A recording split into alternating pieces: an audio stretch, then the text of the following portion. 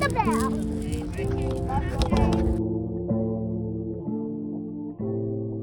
Welcome back to the Treehouse Show. You just listened to a dope song by yours truly. I'm your host, Cartesian. You are tapped into the trillest podcast in the universe.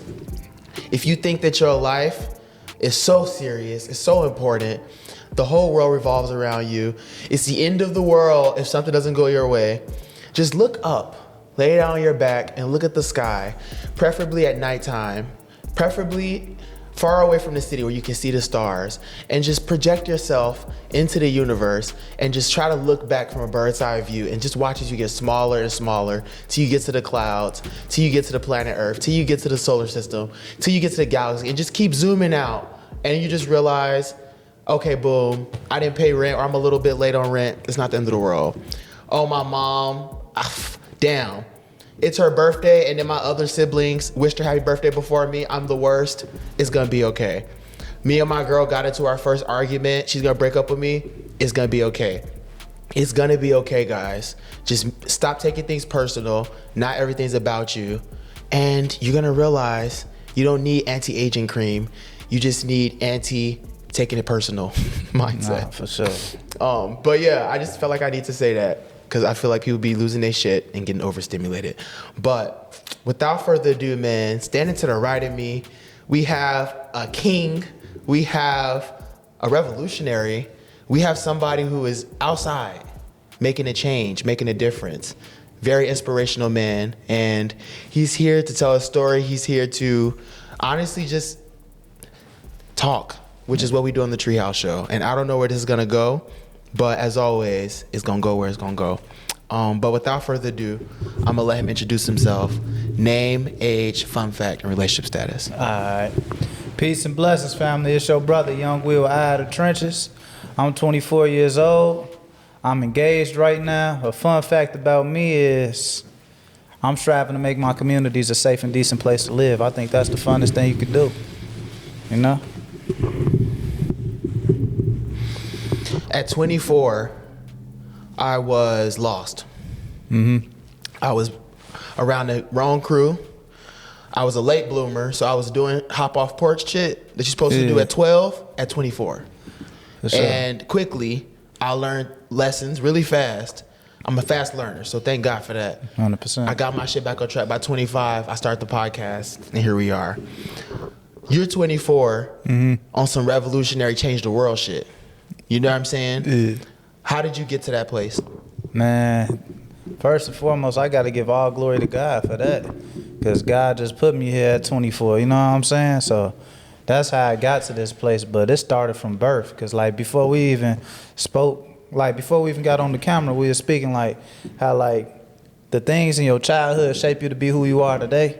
I feel like that's how it was with me. Like I was always I hate to say black sheep, because it's a good thing to be black. You get what I mean? I know that's right. So it's like, I say for me, I was always the one my hand was forced to do something different. In every situation I was in, I was forced to do something different.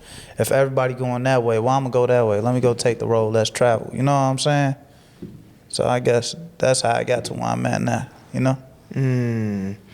What made you think that way? Is it, you think it's just like you just came out like that, or from your parents, or how you were raised in school, or like what made you kind of be the one to kind of observe and peep game based on that? Everything, like your environment. Like some people let their environment break them, and some make something out of it. You know what I'm saying? So it's like I was taught a wise man learns from another person's mistakes without having to go through it. And I've seen a lot of people make a lot of mistakes in my life, and I didn't want to make those same mistakes. Or I was gonna do it differently. Yeah, I might bump my head, but I ain't gonna bump it the same way they did. You know what I mean? Yeah. Are you the youngest? I'm the only child. Like my sister passed as a baby. God rest her soul. But you know what I'm saying? But yeah, I'm the only child. Yeah, not to make assumptions, because I'm the youngest. Yeah. And I really vibe with what you're saying. Yeah. Because I was kind of like youngest of 5. Oh, wow. So I see a lot of bumping the heads, a lot of fuck ups, a lot of, oop, I'm doing that. Yeah, you know what I'm sure. saying? So it's like, I was kind of peeping that from you. Like, but I guess like in a sense, we're kind of two pieces of the same puzzle. Because I think the youngest, especially I'm youngest by basically I barely made it. Like they was old when they had me. Like I was like, dang. whoop, one more. So basically the one next to me is 6 years older than me. Dang, that's a difference. I ain't gonna lie. You feel me? So it's like it was giving I'm the only child. Because they kind of was already grown by the time I could remember. Yeah. So it's like probably you being the only child, we could relate to that. Just kind of like you kind of having your parents to yourself, or like your other siblings would be like, oh, you got more attention. Not really. Y'all was just old. No, for sure. So it's a different type of attention, different type of catering to in a way. Like, I ain't gonna lie, but I still, even though I was the only child, I grew up with my cousins literally a block away, things like that. Then I went to like boarding school for a little bit, so I had the 12 boys in the same places as me and stuff like that, and you forced to be brothers even though it ain't blood, but it's dang like how it is in jail and stuff, you know what I'm saying? So you gotta, your hand forced to have brothers, you know what I'm saying? So it's like I had been through a few different situations to make me to who I am today, you feel me? Yeah.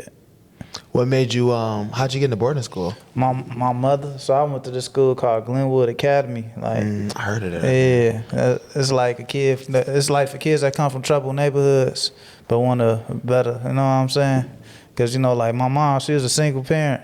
Then my father, like, he worked a lot and all that. You know, I come from a divorced household. So my mother just tried to do what was best, you know what I'm saying? But he's good. That was gladiator school sometimes, you know? But, yeah. I don't even know how to explain it, like, but I did that from, like, 2nd to 7th grade. Damn. Yeah. But, like, I come home on the weekends. I'm in the trenches all summer, you feel me? So it's like... Still had a regular life, you know what I mean? So it wasn't just like boarding school, but it was like I had that military background, all that stuff since I was like 7 years old. So that was always in me, you know? It come in handy. Yeah, it came in some ways, you know? Some ways it did, yeah. You seem a little hesitant, like. Yeah, I feel like it did and it didn't, you know? But, in what way? Like did and didn't? Yeah, what way did and what way didn't? One way it did was like it forced me to learn how to lead, and it forced me to understand what real brotherhood is. And like, if one mess up, it's on everybody. You get what I mean? Like versus if I mess up, it's just on me. Nah, me messing up gonna affect everybody else in here right now, and everybody else gonna be looking at me if I mess up. But in ways it didn't was like I'm without my parents all the time, you know, stuff like that. So like. I had to learn how to be like that at an early age. Imagine being like that at 7, 8 years old. The average kid with their parent, even if their parents strung out on drugs or something like that, they with them every day. Like they in the same house with them every day with their real family every day. I ain't grow up like that for a little while. You know what I mean? So that's what I mean by I did and it didn't. Like I know how to be on my own and that's it. And you know what I'm saying? It ain't gonna affect me same way it affects somebody else just being on their own. Cause I had to tune that out at a young age, you know? Yeah. Yeah. When you do finally come back to family, you know, either the weekends or summertime, like, was there like a oh man, like this different, like? Yeah, I ain't never been asked no questions like this before. I ain't never even talked about stuff like this before. That's what's crazy. Welcome to the Treehouse Yeah, Show. well, welcome to this is good. I'm able to move this a little bit. Got You my can neck do whatever hurt. you want with it, yeah. Oh, bro, I got a stretch, son, boy. But no, was it different? I would say, how would I break it down? Like, because at the end of the day, like, you ain't got to be blood to be family, so I can't say it was different in that way. But it's like I appreciate it more when I'm around people. Like, you know what I'm saying? I took a different appreciation to when I'm around. Like, when I'm around you and we able to kick it, we finna be kicking it like, that's how it is. If we locked in, we finna be locked in, you know? It's just different. I can't explain it. It just made me have a different type of appreciation for people when they're in my presence, I guess I could say. Yeah. So you're not on your phone. You're not like doing other stuff. You fully present. You tapped in. Yeah, as a child, but now I ain't gonna lie, as an adult, I feel like I be on my phone a little too much, bro. These phones done took our identity away, and like, for lack of better words, like, we can't stop being on our phones, even if you try. I want you to try to stop being on your phone for 2 hours. It's gonna be super hard. Yeah. The average person can't do that. Like, let's be real now. Especially because everything is on our phone. Our life is in our phone now. If you lose your phone right now, you finna be doing this all day.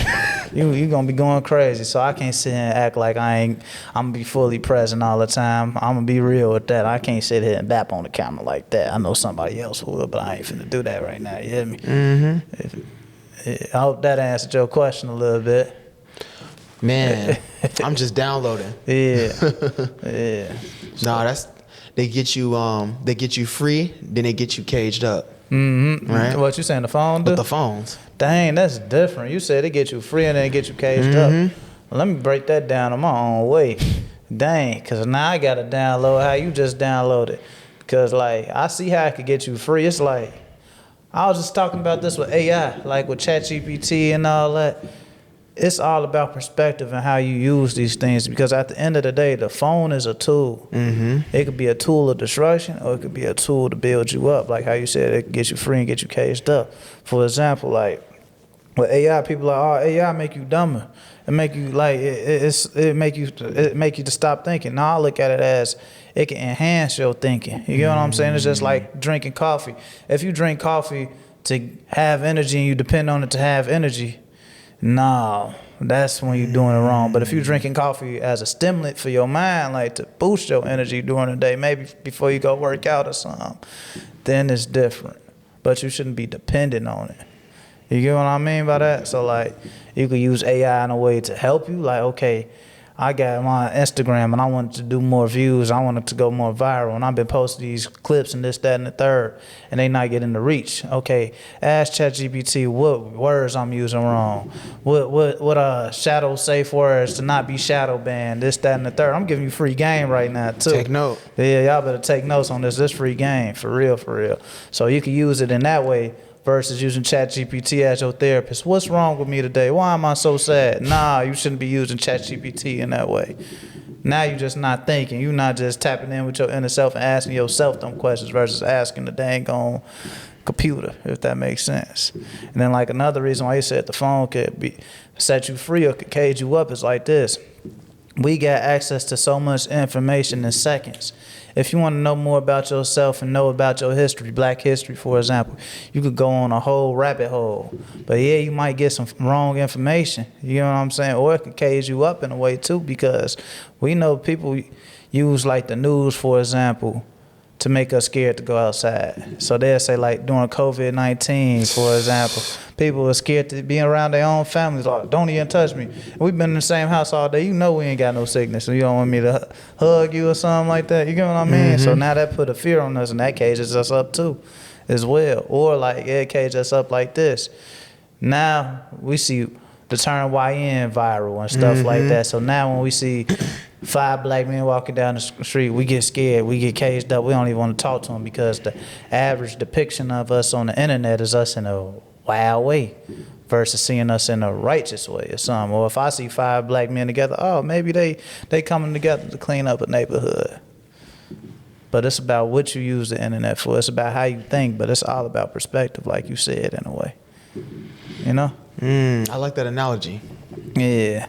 It keeps the hamster spinning. Yeah. The hamster, I like that too. For sure, yeah. for sure. Someone said that, I borrowed it. Yeah. Hey, but that's what we supposed to do. We supposed to listen, take it, interpret it in our own way, and break it down and give it to the next person. That's what it's about.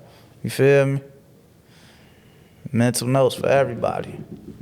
Because I ain't gonna lie, I don't think it's anything we could say on this podcast. It's not anything we could say to each other in a regular conversation that we ain't heard from somebody else before. We didn't, like, we ain't saying what somebody else already said. Because it's always been here. You know what I mean? Just like I said, a wise man learns from another person's mistake. A wise man learns from another person's wisdom as well. You feel me? I like that. So it's like we got to get out there. Like I heard a brother say this on, I forgot, I think it was like something called Millionaire Mindset. I love that podcast. Yeah, shout out them. $1 million worth of game. Not $1 million worth of game. I believe it's called Millionaire Mindset. It's a completely different platform. I just came across it on the internet. Just like how I said I'm trying to change my own thinking, I practice what I preach. So instead of me following a bunch of pages talking about negativity, a bunch of blog pages talking about nothing that's going to feed my brain, I'm going to go follow the Millionaire Mindset podcast, because now I want to learn something that's going to educate me. Because what do I want to be? I want to become a millionaire. So who do I need to learn from to become a millionaire? Another millionaire. But I heard them say this, to get back to my point. They say there's nothing wrong with being a copycat if you copy the right cat. Mm-hmm. But a lot of us nowadays, we use these phones and we copying the wrong cats, and we getting it chopped off. You know what I'm saying? Mm-hmm. And all cats don't have 9 lives, you feel me? For lack of better words, so. Damn, that's $1 million. Yeah. That's a millionaire mindset. Yeah, for real. Because like in the black community, I always speak for my community, because I can't speak for nobody else, because I don't know what they going through. You know what I'm saying? But I feel like we have too much pride and like, dang, bro got out by doing this. Like, I can't follow that blueprint. You know what I'm saying? But we all think we could be rappers. We could be a basketball player. Why we ain't following the blueprint of somebody else? You know what I'm saying? Who did it in a successful way that was different. Let's copy that blueprint. And yeah, let's run with it. You feel me? I feel like we got to get on that.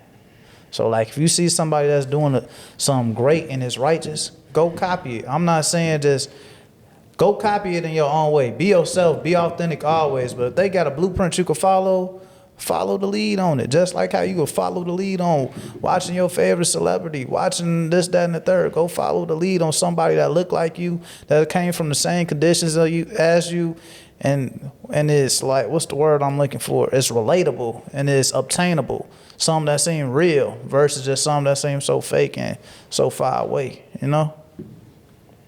Mm-hmm. People be so scared, but then they end up manifesting their worst fears. 100%. You so scared that you're gonna be a copycat. Damn near, that's what's gonna stop you from reaching your goals. Facts. Like people say like they be so scared, but it's like you can replicate, but you can't emulate. Mm-hmm. It's only one you. So the way you saw them do it, what you quote unquote copying ain't really copying, because you interpreting it different than how they did it. Because even though you walking in the footsteps of someone else, y'all got 2 different feet. Mm-hmm. You know what I'm saying? Like, for example, we ain't gonna get in all the religions, but it says to be Christ-like. You might not be Christ, but you could walk in them same footsteps and do the same things that Christ did in your own way. You understand what I'm saying? I hope that make a little sense. Mm-hmm. I'm picking up what you're putting down. Yeah, 100%. Even God say that we were made in His image. Yeah. Right? But an image don't always mean like picture perfect. Facts. You feel me? Sometimes the mirror got cracks. Yeah. Sometimes the mirror got blemishes. You got to Windex that bitch. Yeah, 100%. Get some newspaper, old school. But it's nothing wrong with them cracks. That cracks give you different looks. So if you look at it from a different way on that mirror. You feel me? But that go back to perspective and changing the thinking. You know? Speaking of changing the thinking, I think we're talking about AI, about like people might use it for therapy or like, what's wrong with me, right? And then you talking about it doesn't match, you got to go within. Mm-hmm. Have you ever like had to go within? Man, I go within every day. Every day I wake up, I try to go within. That's the only way I'm going to improve. And I'll talk about changing the thinking. The only way I could change the thinking for my people is if I change the thinking of myself. And at the end of the day, we all probably got some negative thoughts, but I know immediately if I got a negative thought, I got to replace it with 3 positive thoughts. What you mean? So I'll break it down to you like this. I learned this from ChatGPT too. I said, how powerful are negative thoughts? I asked ChatGPT that. And it breaks it down. A negative thought can kill you. We done seen it kill plenty of people. But a negative thought is so powerful. You got to replace 1 negative thought with 3 positive truths. I like how you said truths. 3 positive truths. Even if you might not think it's true, make it true about yourself. Because that negative thought ain't true about you either. So I could be like, I'm a dumbass, for lack of better words. Man, I'm a genius. I am a genius. I'm smart. I am great. I just replaced it right there. But every time you do a negative thought, you putting yourself deeper and deeper and deeper in that hole. So that's why, like, I post this content every day. Just like how you said, you try to drop 15 clips a day. So every time you drop every clip, you pushing out that negative, you diluting it. It's just like Kool-Aid. We could break it down in trench terms. So Kool-Aid, if you keep dumping water in it, eventually that Kool-Aid ain't gonna taste, you ain't gonna taste that sugar in there no more. Keep dumping some water in it, keep dumping some water on it. You know what I'm saying? We just gotta do it little by little. It's just like success. You gotta take it step by step. We can't think about the whole thing yet, just take it step by step. That's what I mean by going within, changing the thinking. Just figure out what you aren't doing right and figure out how to make it righteous. Focus, I don't even like to say what we lack on, what we can improve on. Because the devil focuses on lack. I'll focus on what I can improve. And I was taught this. Self-correction is a step closer to perfection. Who's the most perfect person in the world? God. So I'm going to do my best. I'm going to strive to become as perfect as I can. Of course, we'll never be perfect because we were made to be imperfect. We the most perfect, imperfect people because God made us. But at the end of the day, you can strive to be a better version of yourself every single moment, every single minute. Like my brother Nook has said one time, like, how you go about fasting? How you go about eating right? He said, take it bite for bite. I take it bite for bite. It's just with this life thing. Take it thought for thought, minute for minute, moment by moment. But you can't just keep contemplating, procrastinating on that. You gotta go now. You gotta fix it now because you gotta do this like it's your last. I keep telling people that over and over. You gotta make every moment like it's your last because it could be your last today, right now. You might listen to this right now and die right afterwards. So live every moment like it's your last. Take advantage of this moment God gave you. Take advantage of the breath God gave you because He gave it to you for a reason. Whatever God you believe in, the universe, the Most High, Dios, Allah, whatever you call it, figure it out and take it moment by moment and appreciate it and let it sink in for real. But don't procrastinate. You feel me? And that's a message to myself. That's a message to myself. I ain't gonna lie to you. Because anything I'm saying to y'all, the only reason why I'm able to say it to somebody else is because I know about it myself. It's just like this. How you know somebody a goofy? You must have had to do some goofy things in your life to know what a goofy look like. You understand? Like, I don't know if I'm rambling a little bit. Hell no. But it's I'm like, picking it up. Yeah, for real. Like, it's just like how you said, like, the things that you do in your life are either gonna make you great or it's gonna make you a goofy. We must have did some goofy shit before to know that if I keep going this way, I could be a real goofy. But I ain't no goofy. I am great. You know what I'm saying? That's changing that thinking and replacing the thoughts. And it's just like, as we know, our thoughts control our behavior. So if you keep thinking this way, you're going to start doing that way. But if I keep thinking this way and I have a desire to be great, I'm going to start doing things that's going to make me become great.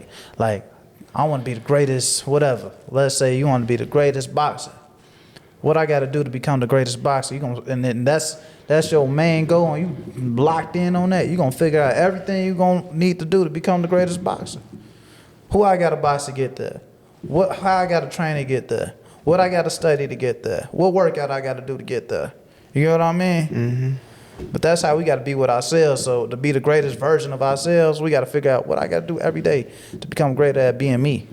Because we want to study everybody else. We want to study and look at everything around us, but we don't never just look at ourselves to study. You understand? That's the last thing we look at. The last thing. And that should be the first thing we look at. Because ain't nobody going to feel your pain like how you feel your pain. Ain't nobody going to know how you think like how you know how you think. So it's like, you got to lock in on you. You feel me? And then it's like, how you going to love somebody else if you don't know how to love yourself? You don't even know who yourself is. For real. And one come after the other. 100%. It's just like, it's like a boomerang effect. Man. My bad, I keep saying I don't know because I don't know if somebody else know. You feel me? But it ain't for them to know if they don't. If they knew, they wouldn't be asking that. 100%. But this is another thing too. It's okay to not know, but you gotta have enough. What's the word I'm looking for? You got to be humble enough to know that you're ignorant of something. And be humble enough to be okay that you're ignorant of something. The person that's dumb is the person who don't ask when they don't know. Because they too arrogant, they're too prideful to ask. But arrogance and ignorance sound a whole lot alike, don't they? They do. Like they almost sound identical. Yeah. So I know I'm humble enough to know, like, hey bro, what you mean by that? Can you break that down for me? Can you teach me this? So now the question I was dumb to, I'm no longer dumb to. A dummy is the one who stays dumb because they don't want to sound dumb and look dumb.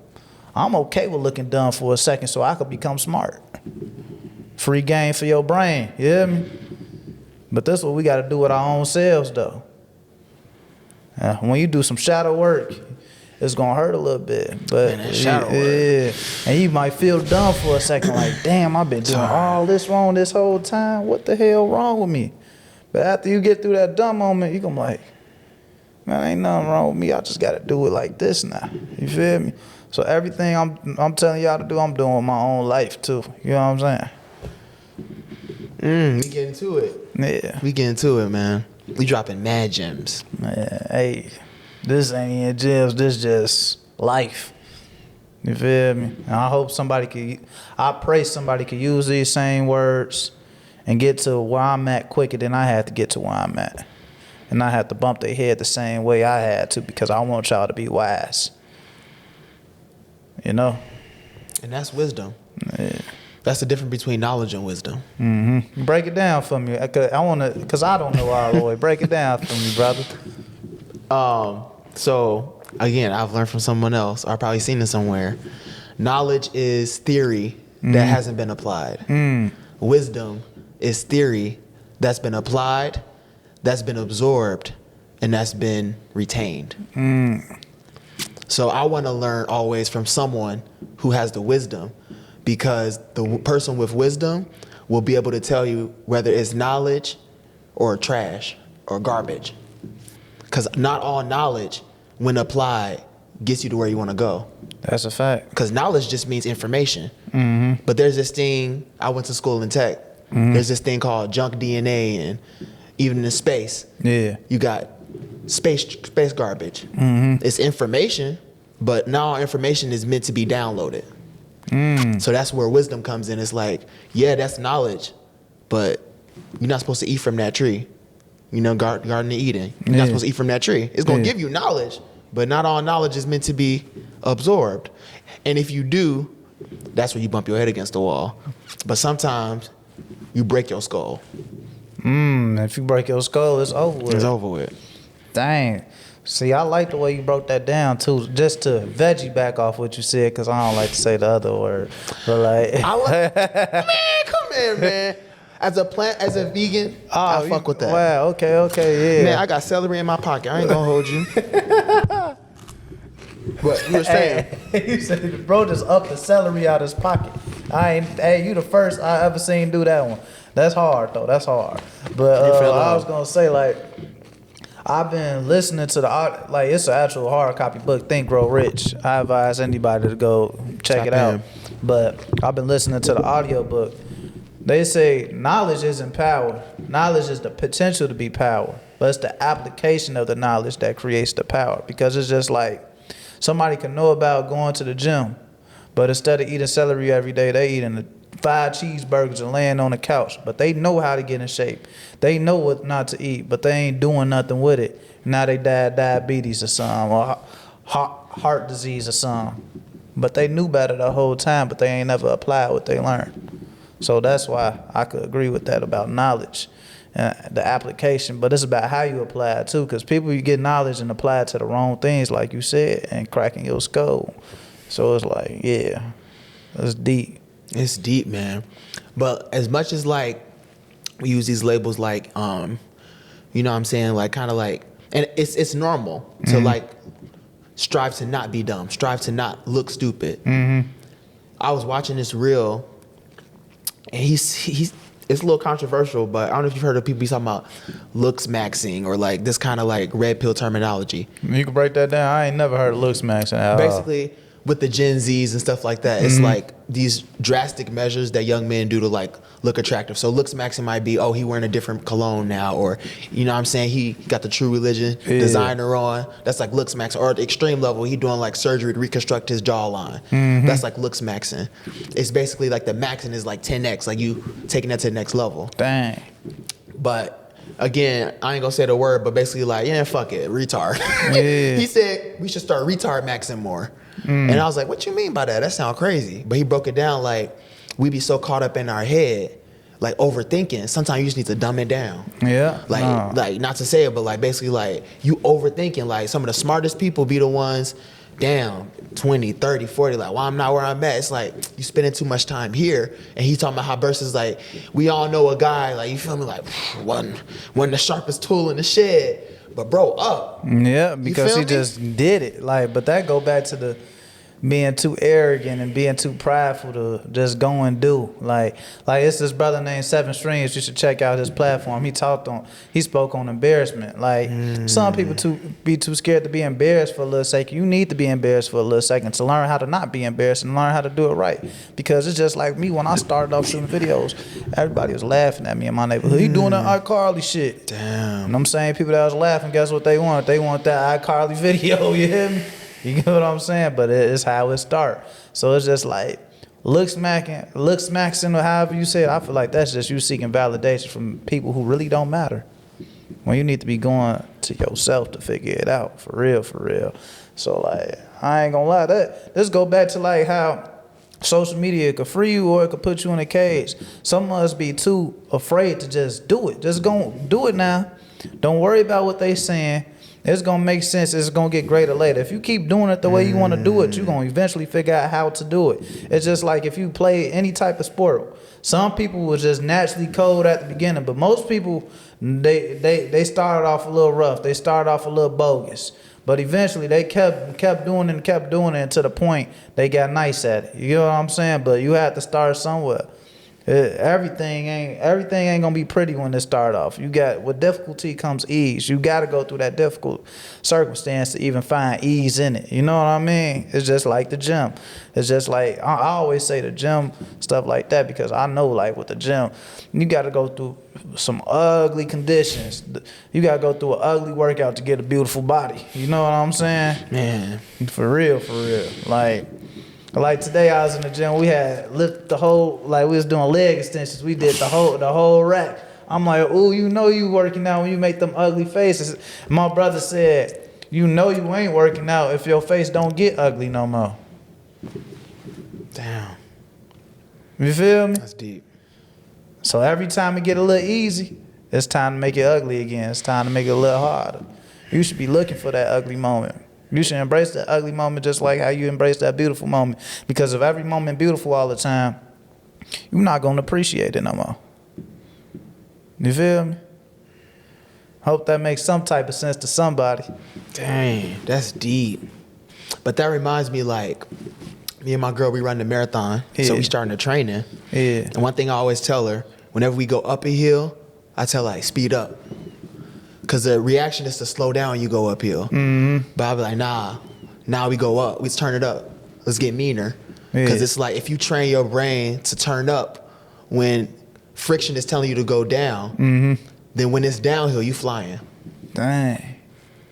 And she did her longest run like 2 weeks ago. She did a 10 miler. That's the longest she's ever run. Wow. I ain't going to say too much to it, but it was emotional for her. But she was like, what kept her going? She kept remembering, like, when it get mean, you get meaner. When it's up, you go harder. When it get hard, you get harder than the environment. 100%. And it's like, that's what pushed her through. And coming back to what Nook was saying, like, that's a bar, like one bite at a time on some diet stuff. Yeah. It's like one step at a time. So I ran my first marathon last year. Wow, congratulations. Appreciate it, man. That's hard, bro. So I like that. You say when it get mean, it get meaner. Like, I was just speaking on this, like, because I got my own little series called Life of I, because I'm going to be creating my own documentary by 2027. The goal is to get 5,000 subscribers on my Patreon. You got this. So I could be able to push my own documentary, because nobody has seen the story of the man behind the camera who's really changed in the city. Nobody has done what I've done, humbly speaking. But I was saying this on an episode. I was like, it's just like when people climbing a mountain, for example. The moment your legs gonna hurt the most when you right there at the top. And then that's when you can't see the top the most because you right next to it. You can see the top so great when you at the bottom. Wow. And it's so easy to start walking up when you at the bottom. But when you right there, you can't even see the top for real because it's gonna be a little peak and you're gonna be like right there on that peak. You get what I'm saying? Damn. But your legs gonna be burning so much. But that means you need to pick it up some so you can get there a little quick and you right there. That don't mean stop, because as soon as you stop, you start sliding down, you're gonna realize I came this far for nothing and I just slid all the way back down and I was literally just right there. You feel me? It's the same principle. That's deep. Yeah. I wish people could see it in my mind how I see it. I literally painted that picture. Yeah. Like as you were speaking, strokes. Yeah. You know what I'm saying? 100%. That's the same principle. Like, life gonna get hard. Whatever you doing, if it's great, it's gonna be some type of hardship you're gonna have to face. But when it gets real hard, normally that means you right there, broski. You right there, sister. Whoever watching that, you right there. Just keep going. I know that sounds so cliche, but it's the truth. It's the truth. All great people was crazy until they wasn't crazy no more. You gotta be a little delusional, but I don't even like to say it's delusional. I think it's just having some real faith and knowing who you are, because a lot of us really don't know who we are. So we feel like, dang, I'm going through all this. Why I'm going through all this? You're going through everything you're going through right now because you're great. So you gotta have a great battle to go through to become great. You ain't going through all that pain for no reason. You're going through a lot of great pain, bro. You're going through a lot of great pain because you are great. You are destined for greatness. It's up to you. If you going to fail right now when you right there and become a weak man, a weak person, or is you going to be great right now and just suck it up and go through it, put your chin down and keep fighting?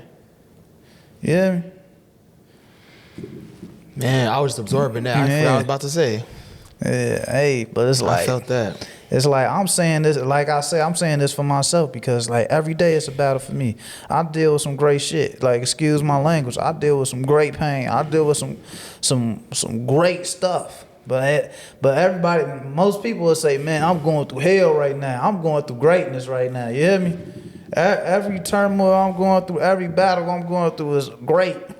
Just like in the history books, they say the great battle of this. Mm-hmm. But you think that battle was great for them people that was in it? Shit. They just had to see somebody's head get chopped off, all types of stuff. But it's a great story, ain't it? Wow. So you gotta see it's great from the beginning. Everything that's ugly is great. I ain't gonna lie to you, you hear me? You just gotta do it, you hear me? There ain't nothing to it but to do it. Yeah.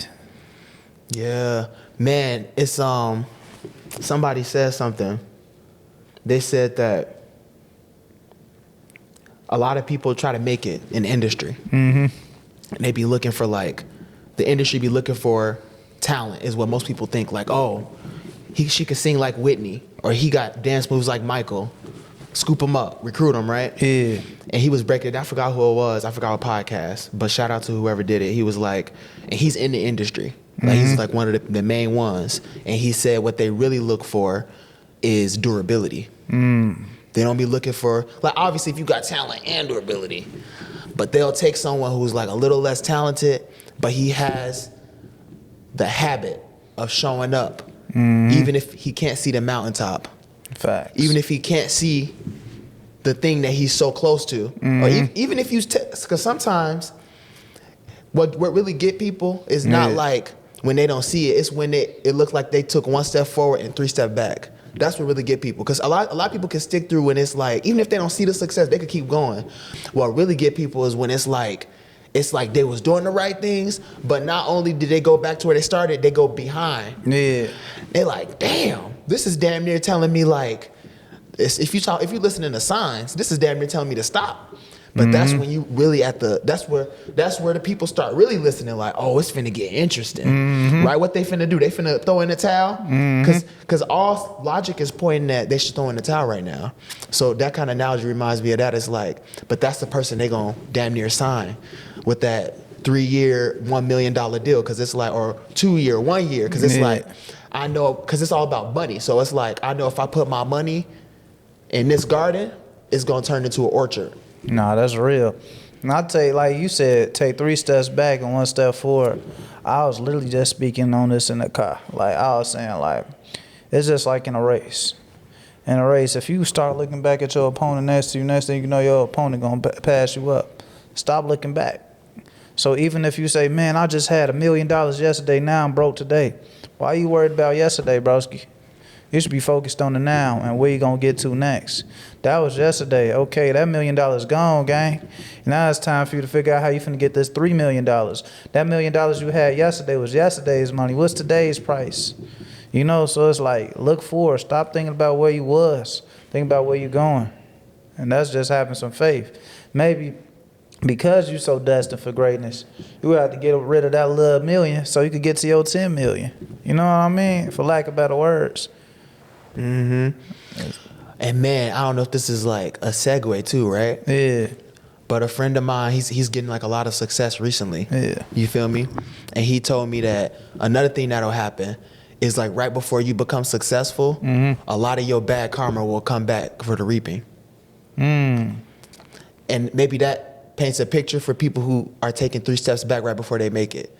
So if you don't know why, right before you make it, bad shit is happening, it might be because you did bad shit. Now hear me out. I believe in growth. Yeah. Jesus, he, you know what I'm saying? He had love for the worst of us. You know what I'm saying? Like 100%. That's why you go to church and you confess your sins. So there is salvation. But that kind of added context to it, like that might make sense, like, cause I ain't gonna speak on too much, but you know what I'm saying? A homie of mine, he was going crazy, you feel me? And then boom, warrant in the slammer. Wow. Right when he going up, going up. Yeah. Boom, you know what I'm saying? Free him. I ain't gonna say it, free Salvi. I'm gonna say it, free that man. Yeah. But you feel me, like. But then you can't let that discourage you. 100%. But that's part of the. Sometimes, like, you got to go through a setback for a major comeback. Sometimes you need that little isolation. Sometimes, however that may be, it might not be jail. It might be another experience or hardship you go through. But that's a part of it. It's a part of your journey. It's what you gonna do after that.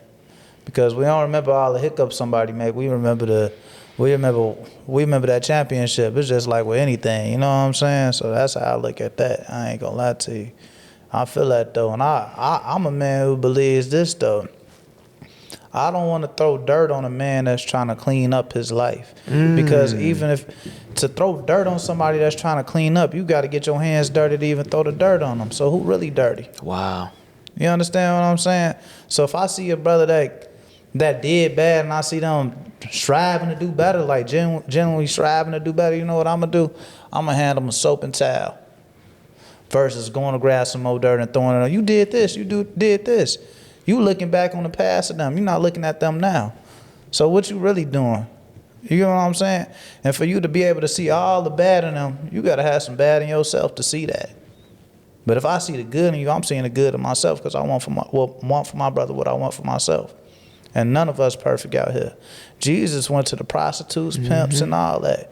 He tried to go to the doctors. The doctors wasn't trying to hear it because they had everything already. I'd rather go to the man who had nothing, because you know what's going to lift him up? The word of God. And if a man could clean himself up from a word of God, a word of righteousness, however that may be, it ain't nothing you could tell that man to go against that word, because all it took was a word. It ain't take no materialistic shit. It ain't take none of that. All it took was a word to clean him up and some faith. You feel me? And a great example.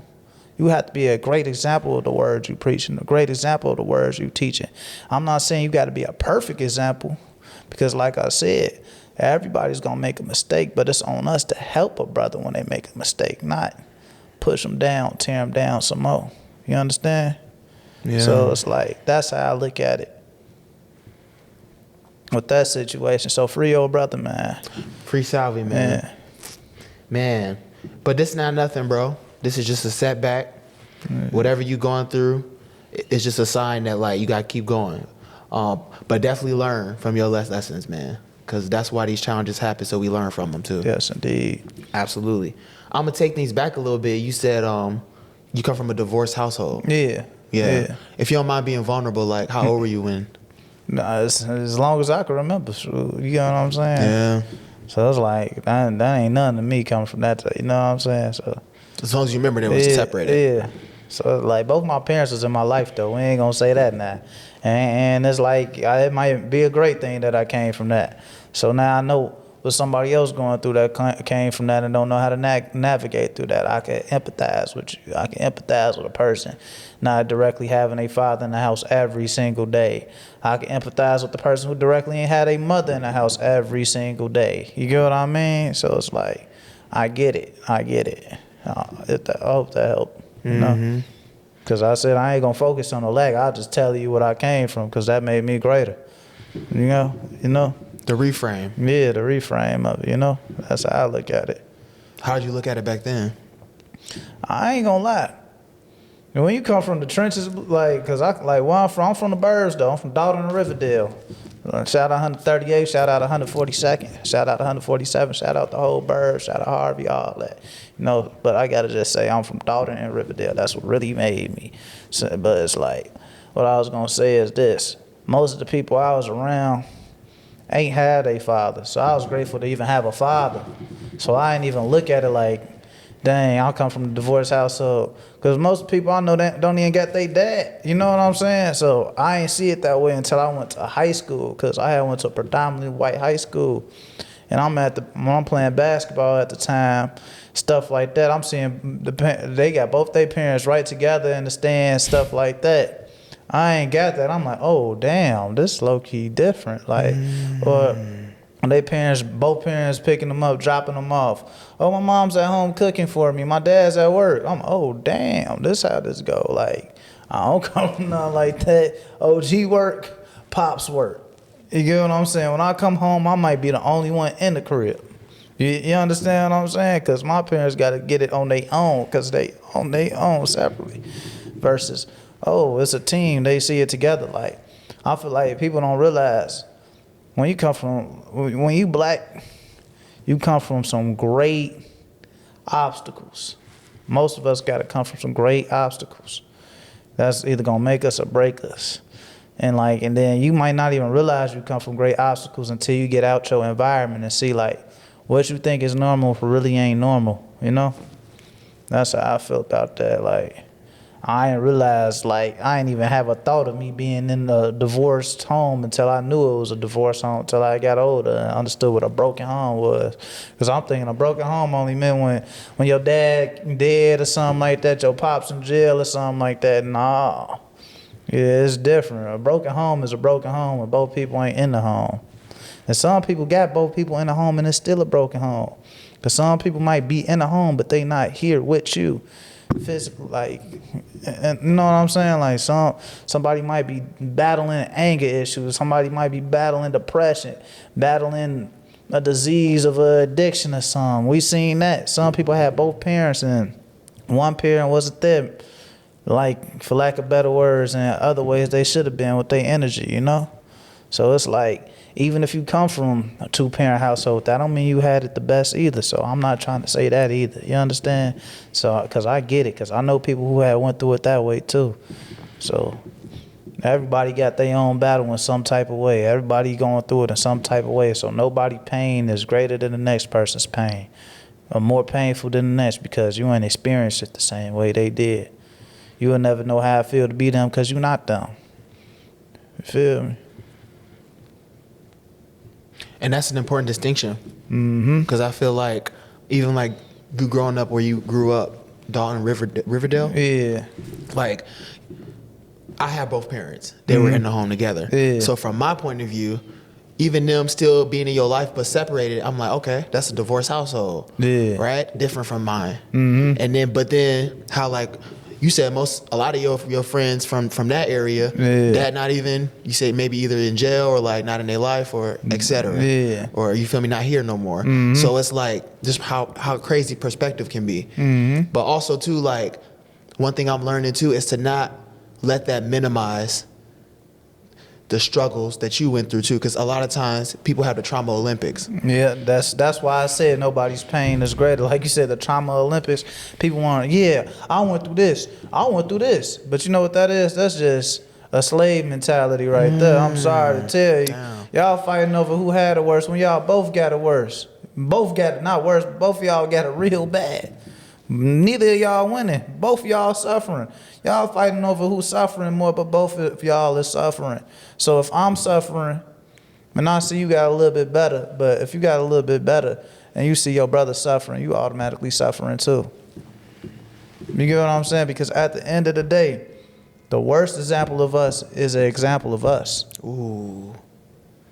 Ooh, that's deep. You get what I'm saying? Damn. That's deep. Because how you love God and you hate your neighbor? Because God made both of y'all. Whatever God you believe in, y'all both got put on this same earth. This same world. Y'all in the same presence as each other. You know? It's hard. I'm sorry, but that's just the truth. That's like, I feel like if we could get past that, that's why I said the fun fact about me is trying to make our communities a safe and decent place to live. To make our communities a safe and decent place to live, it starts with ourselves. It starts with the perspectives we give each other, like the perception we got on each other, all that. And this part of it right here, this eternal work we got to do, because it's all us saying, I went through this and that's worse than that, this, that, and third. That's all pain. And then when we doing a trauma Olympics with each other, we giving each other more pain, more and more pain doing that. So let's switch that. I'm doing this great now. You doing that great now. How can we do this great together? How can we help each other get to this greater goal? Okay, you did that greater than me. So can you teach me how you did that so I could get with you, bro? Not in an envious way to get what they want, but just so you could do it in your own way so y'all could both execute and make it easier for each other. That's what we need to be doing. We shouldn't be making it harder on each other, making us feel bad about what we went through, or making us feel bad because we went through that and we complained about it and it might have not been as hard as how he had it, but it was hard for you in your own way. So let's lighten the burden. Let's figure out how we could make each other's burdens a little less, you know? I hope that, man. Yeah. I feel like that's the difference between trauma bonding and breaking trauma bonds. Is that distinction of not engaging in the trauma Olympics.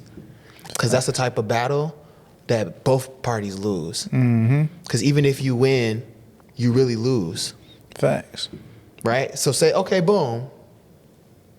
Yeah, okay, your mom died. My mom just wasn't around. Yeah, you had it worse. You want a cookie? You know? Facts. Now you feel worse. You feel worse because now you remembering how your mom died. I feel worse because now you belittle that my mom wasn't in my life, which was still shitty. She was strung out on crack. Still bad. Yeah. But now you made me feel worse. And now you're going to be worse because now you're going to have that false sense of I won. Yeah, I had it worse than you, which is just going to prolong your healing. Facts. Dang, that's deep right there. And you know what's crazy though, how you just broke that down? Parents do that with their own kids. Do what? Trauma Olympics. It's the same principle. Wow.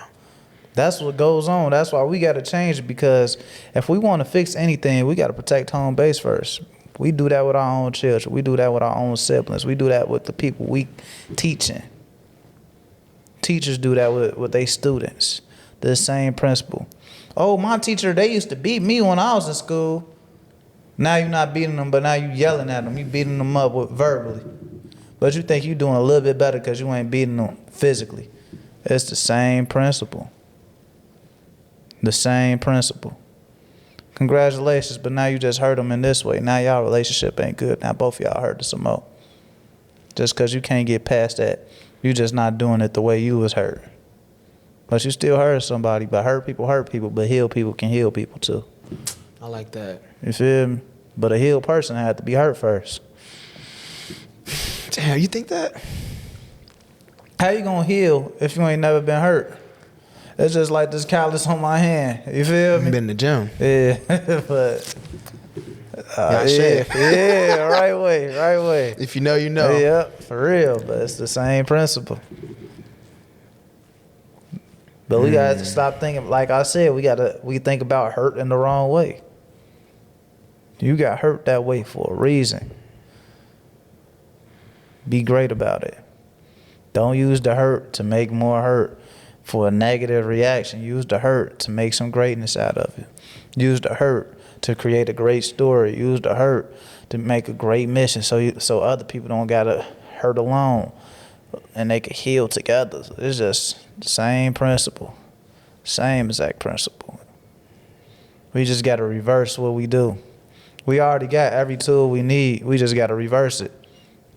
So changing the thinking is just reversing it. Reversing what we do.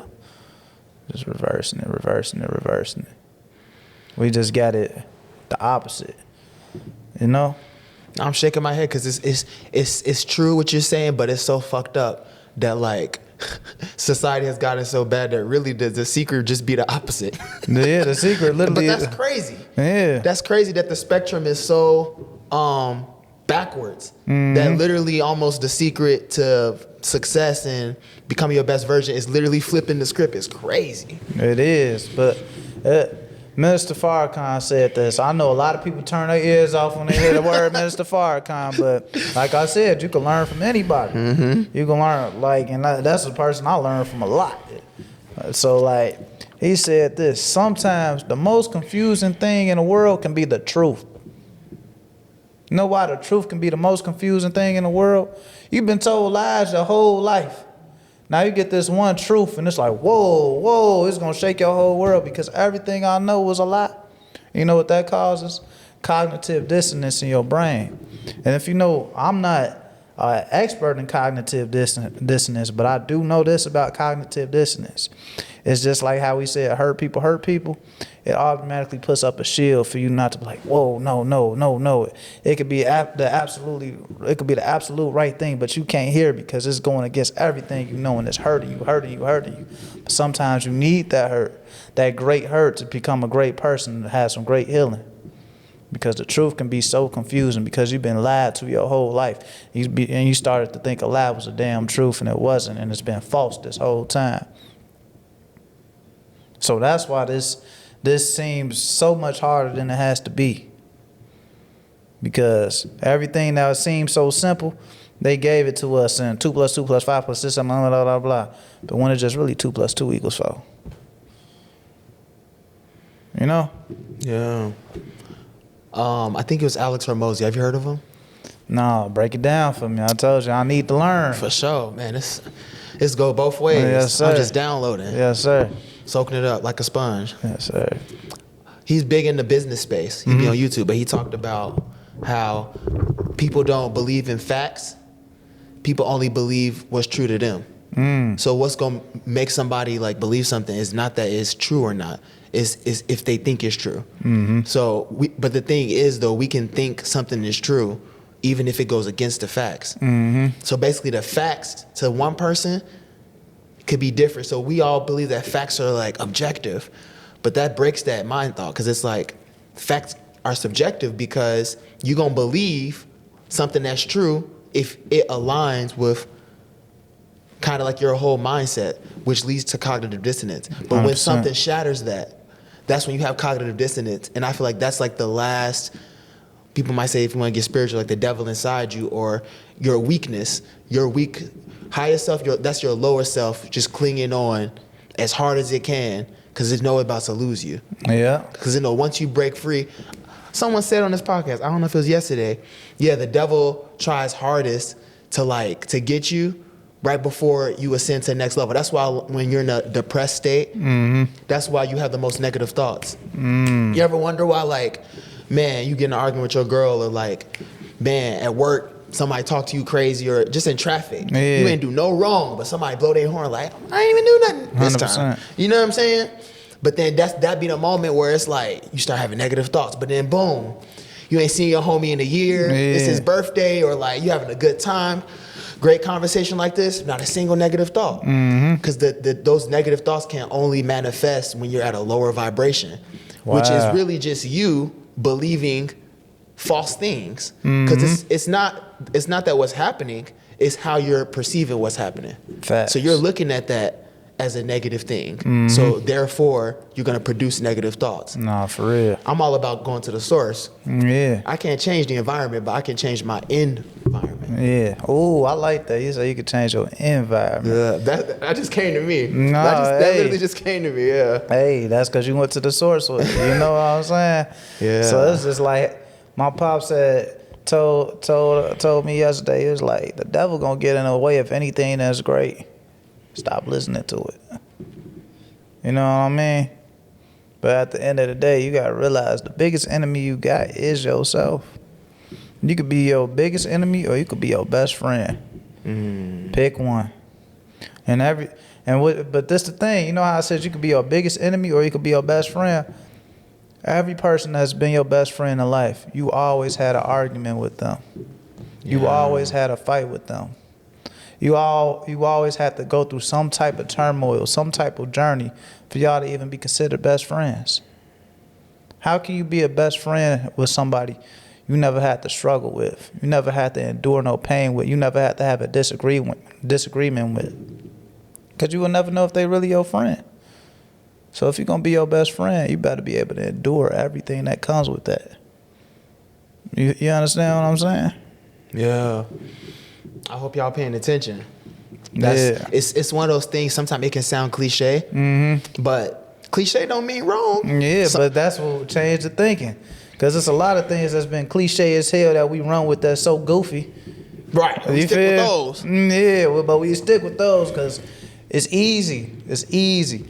It's just like the same thing with like the goofy that turned to a killer. Both y'all goofies. You was goofy enough to turn to a killer. You know what I'm saying? But he told himself so long that he was a killer that he became a killer. He believed them lies so much, that's what he became. You feel me? And tricked himself out his own spot. It's the same principle with all this stuff. It might sound cliche, or it might sound like truth. Or it might sound like something you need to apply in your own life to figure it out yourself. So you can pass it on to the next, you know? Now you spinning bars. You talked about earlier, a lot of times you gotta hurt before you can heal. Could you walk me through a situation in your life where you had to heal that hurt in order to heal from that in general? Man, dang. That sound like my whole life then. You feel me? So I'm constantly, it's like every day is gonna be something. Like, man, every day is something, but I feel that. Cause, you know, I don't like to get too personal, you know? Why not? Because that ain't for everybody. Sometimes you gotta go to that's just for you. You gotta protect you. Sometimes you give somebody a little bit, they go with a lot. You understand what I'm saying? But you give people enough. Like, don't overextend, don't overreach, don't give people too much, because then they have power over you. Do they really have power over you? No, they don't, but they think they do. You feel me? But like, I don't know how to I might be wording it wrong, but like, trying to think of a moment where you said I was hurting and I had to heal from it. Man, shoot. Because you said it a couple times, so I'm like, you stand by that. Yeah, I stand by it, because it's just like every day about it. Like, maybe just like, man, because I deal with a lot, bro. So it's like, this is a great question, and I don't just want to say any damn thing. Excuse my language. I'm learning I got to be slower to speak. Be slow to speak. Don't just say anything. Be slow to speak. Look. Maybe how like the previous year. Nah, it be like that. But like the previous year, I had dealt with like a lot of death. But like, I've been dealing with death like my whole life. A lot of people do themselves. But like last year, I had went to 5 funerals. Like, you know what I'm saying? For close loved ones. Condolences. Yeah. And I noticed, like, because I always say I focus on self-improvement, but sometimes focusing on self-improvement could put you in the deeper hole, because it's like, dang, that's a lot of work I got to do right now. But that be the thinking, and that might put you deeper in the whole thing about all the work you got to do instead of taking it step for step, like I said. But like, I'm like, dang, man, I just keep losing people left and right. And I just noticed how it just started affecting my life in other ways too. Like, You know what I mean? Like, now I'm eating more. Now I want to go to the gym less. Now I want to do this less. Now I want to talk to people less. Now I don't even want to edit no more. Or edit my videos. I normally get a video done in a day. Now I just go to my laptop and I'm just sitting there. I don't even know why. I don't even want to do this shit no more. You get what I mean? And it's like, dang, it's all the pain. Like, I'm doing all this. I want to save all these people, and I'm watching the people close to me get killed. And it made me feel like, in ways, it's your fault. Like, what if I set my example better, quicker? But nah, that's me questioning God in the wrong way. Instead of asking God, why am I going through this right now to be better? What am I supposed to learn from this? Versus me asking you, why me? Why you got me going through this? Why I got to be going through this in a painful, whining way versus figuring out the reason why to become greater, the reason why so I can save more lives. You had to go through that pain because now you know what somebody else feeling right now who's going through that probably even worse. They had to literally watch that person get killed in front of them. You know what I'm saying? Like, that's how I had to, and I'm still healing from that. You gotta think, I lose people a lot. Like, I have lost a lot of people. But there's people who lost way more than me. God gotta watch all us die every time. And God loves us the most. You feel me? So if God could go through that, and God done killed off whole villages, and had to spare some people that ain't even need that rod. He had to not spare, that's the wrong word, but God had to get rid of some people who ain't even need to go just to prove the message. You don't think that hurt God? Mm-hmm. And you say God made us in his likeness. Mm. So you don't think you ain't supposed to go through that? If you great? Damn. You don't get what I'm saying? So you can heal from your hurt. And I'm still doing that right now. Every day is a battle. I'm not perfect. I'll tell you that. I'm not perfect, but the obedience and the submission to God is perfect. But I am not perfect. The practicing of that is perfect. But submitting to God is having some faith. I know that might sound cliche, but I'm literally giving you the blueprint to how you got to have faith and how you got to switch the thinking to know you got it. Because at the end of the day, to love something is to know something.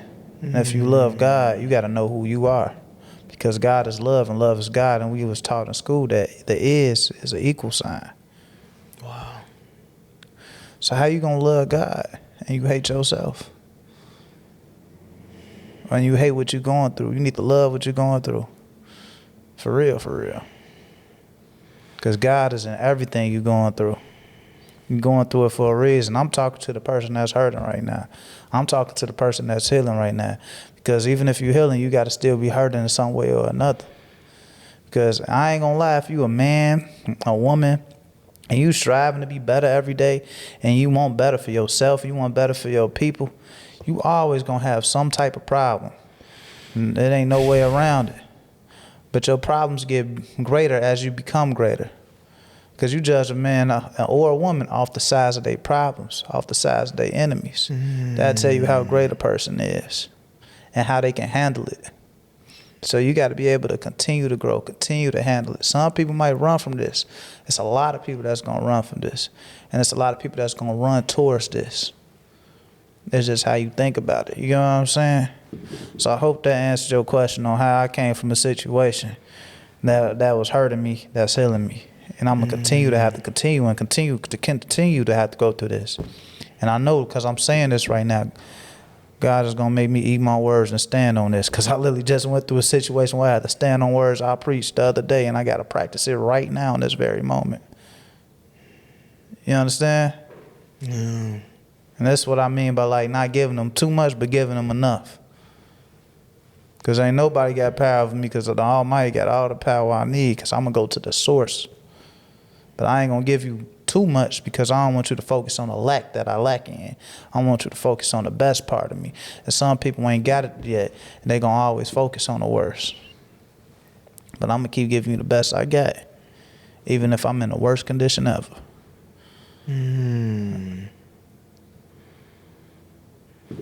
That's going to go over a lot of people's heads. Hey, but it might not. They might just have to bow down and submit. For real, for real. It's simple, but it's not easy.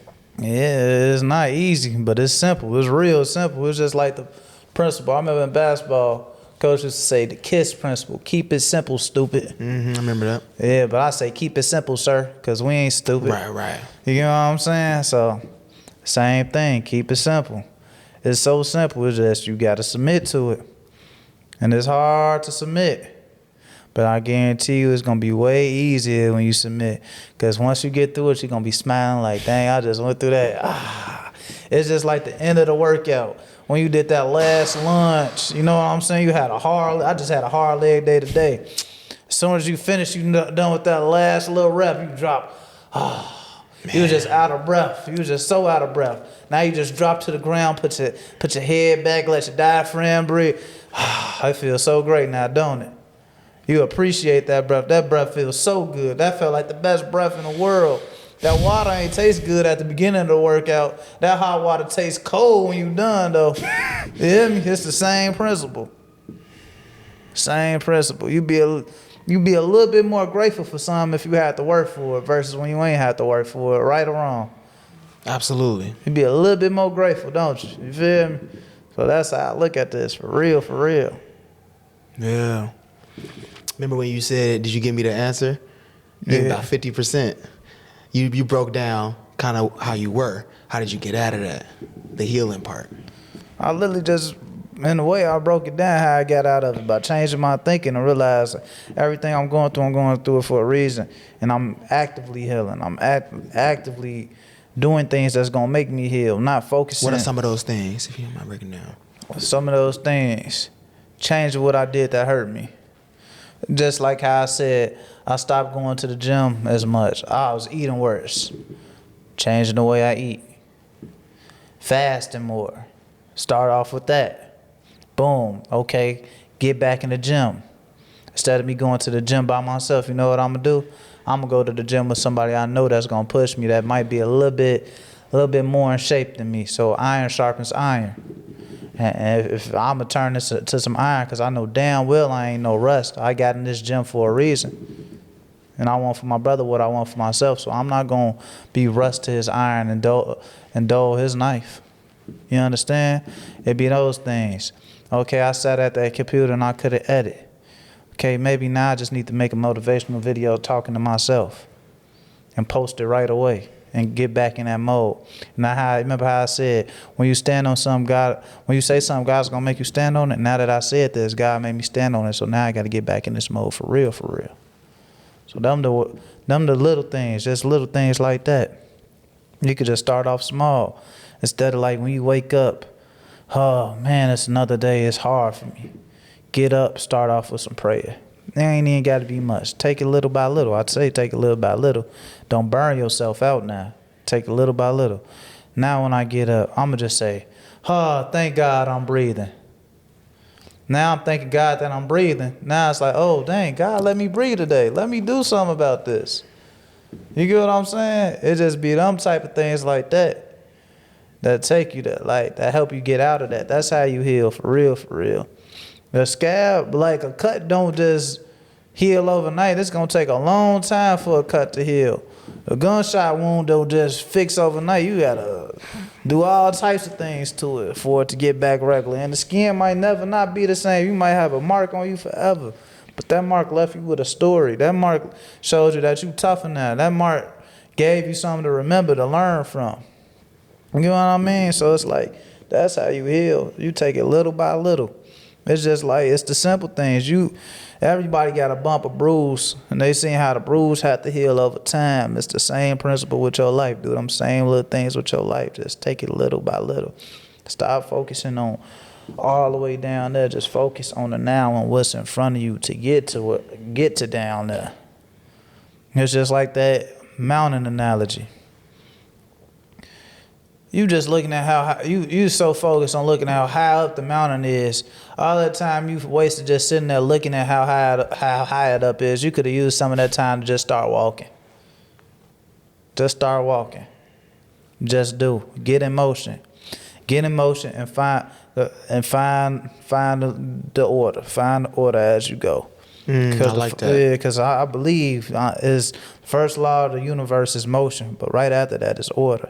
Yep. You feel me? Yep. Same principle with your life. Same principle with your hurt. Same principle with your pain. Same principle with your healing process. Just got to start it. Just start somewhere.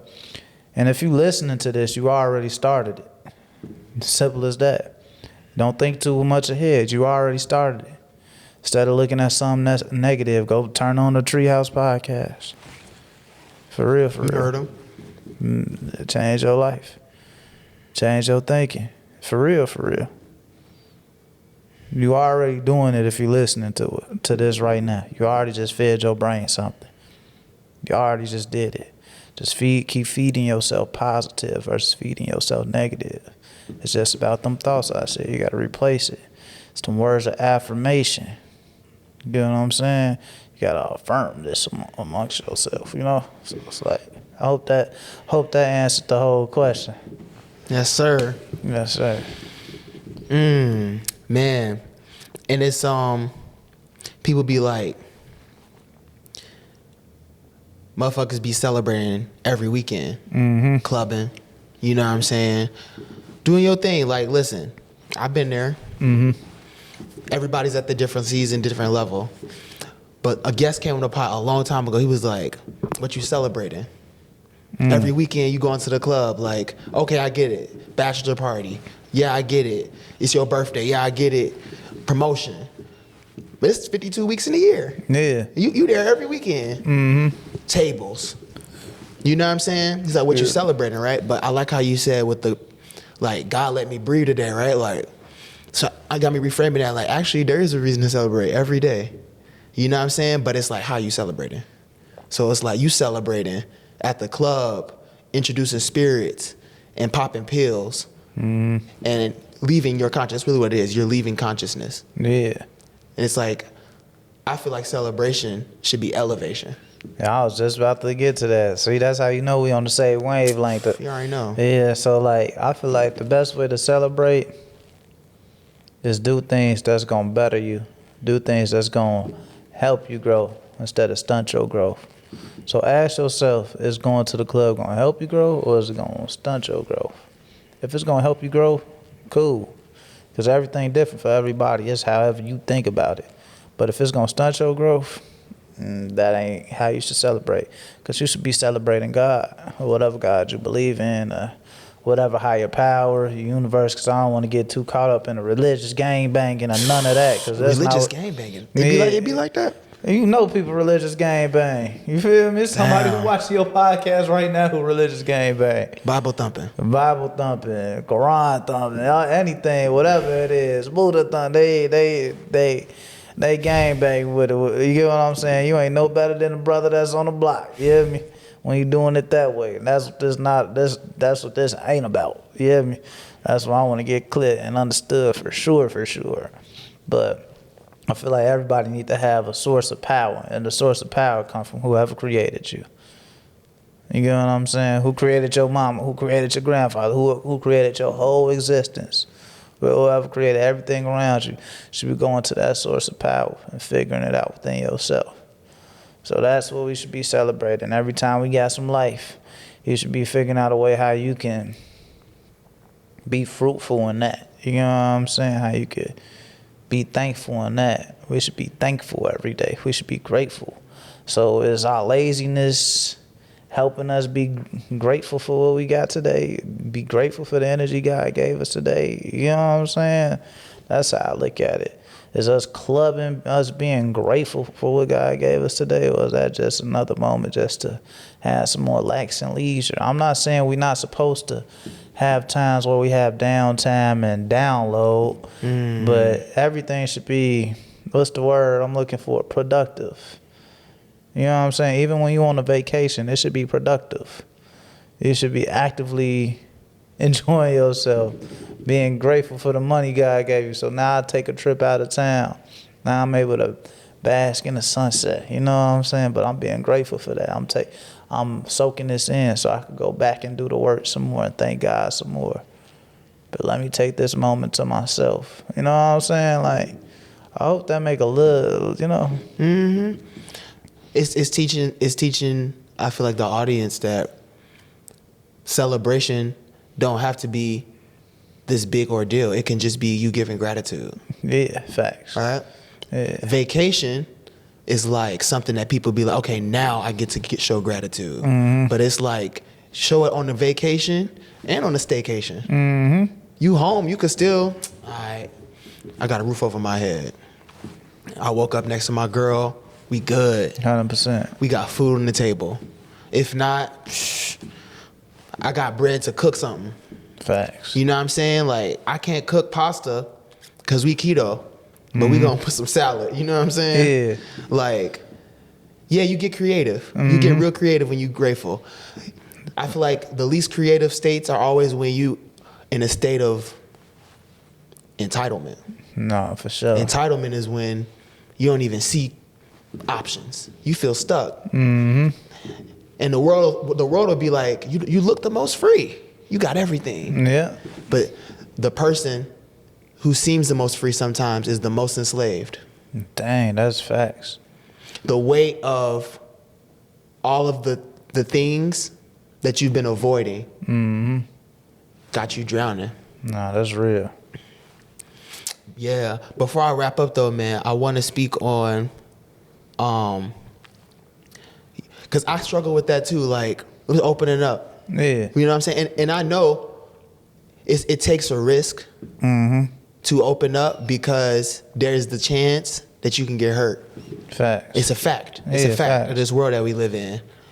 And my question to you is like, you seem like someone who's done a lot of work on yourself, Yeah. a lot of inner work, right? So you know the balance that you have to have between sharing and oversharing is a thing too. Yeah, I ain't trying to know all that. You know what I'm saying? But like, there's a 100%. balance, right? So, you know, if you don't mind sharing, like, especially you plan on taking things to the next level with your fiance, 100%. which is very admirable. I respect that. Yes, sir. I'm in a relationship as well, so I understand in a relationship there's that give and take of being vulnerable. 100%. You trusting that person.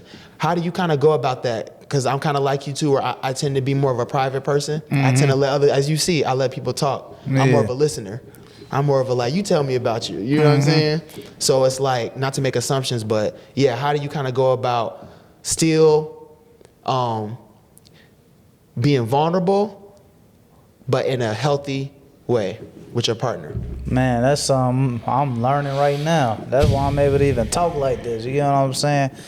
I ain't gonna lie. A woman, in general, just I can't even say a woman, just a spouse, someone you love in general. That's how you gonna learn this the best. Cause like communication, bro, is everything. Communication is a sign of love. You know what I'm saying? And it's when we don't communicate, that's when the love fades. Wow. So that's something we all gotta actively work on every single day. And at the end of the day, like I said, if we come from, most of us come from environments where we've been hurt. This world has caused a lot of us a lot of hurt, a lot of pain. So it's like, if you come in and y'all bringing both that together, now y'all both bringing y'all pain together.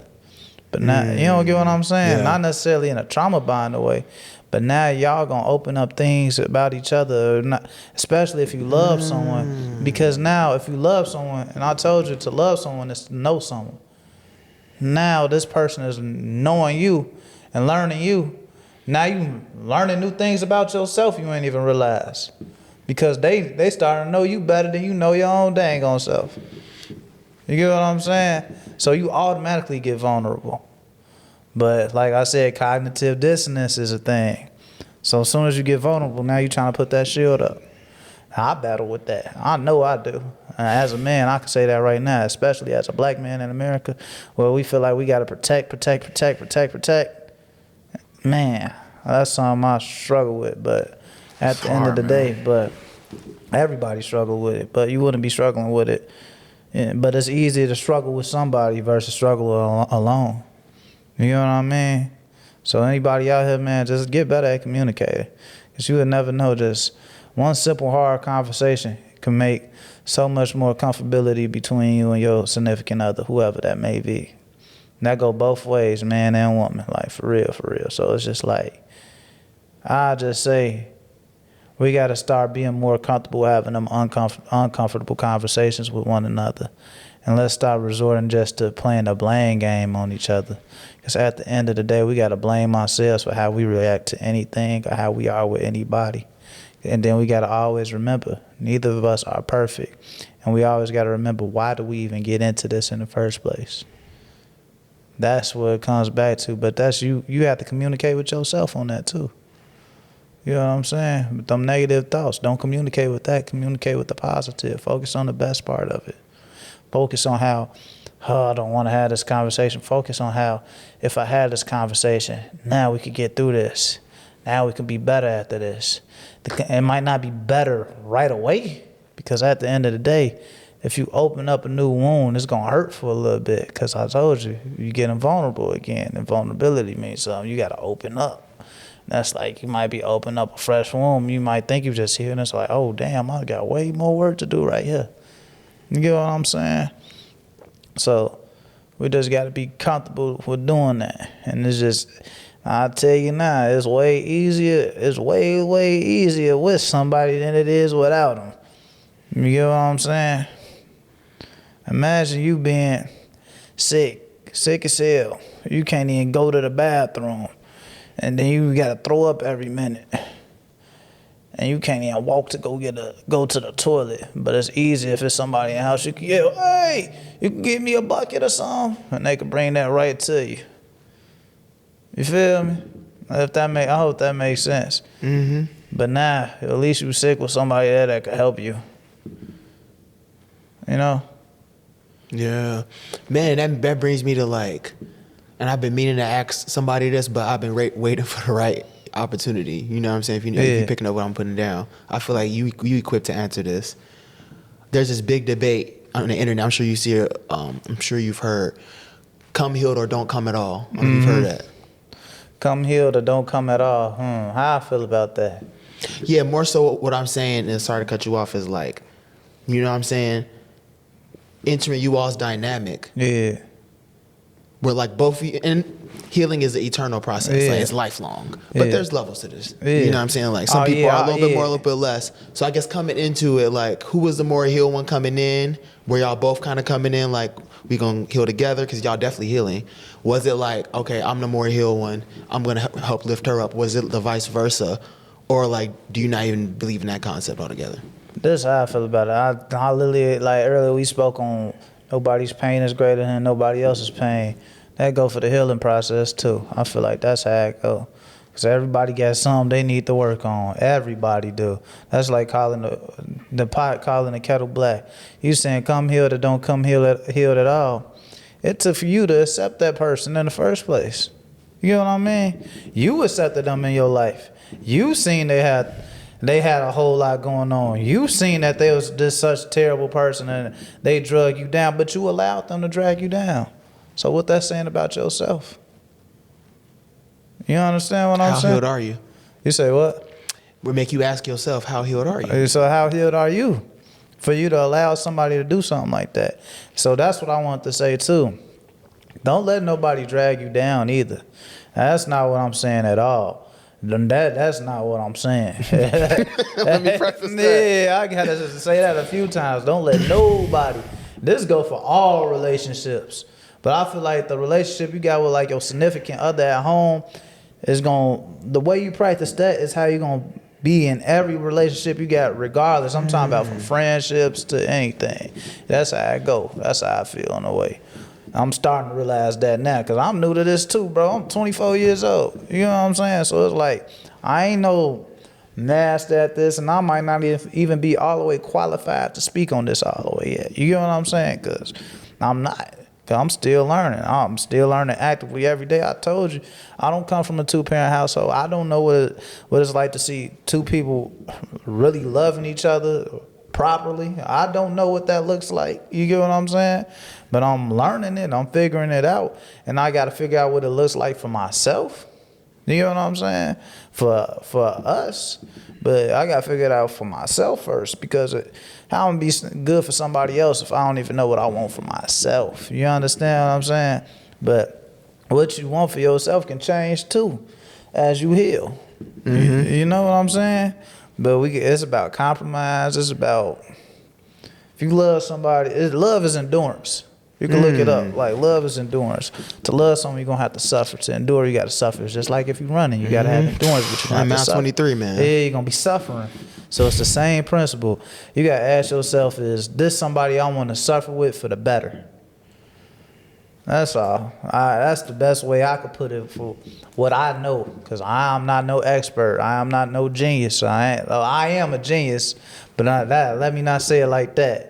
Words. I am a genius. So please forgive me on that. I got to say that like 3 times. I am a genius. But I ain't all the way qualified to speak on this whole situation yet. So And that's respectful. I'm actively learning.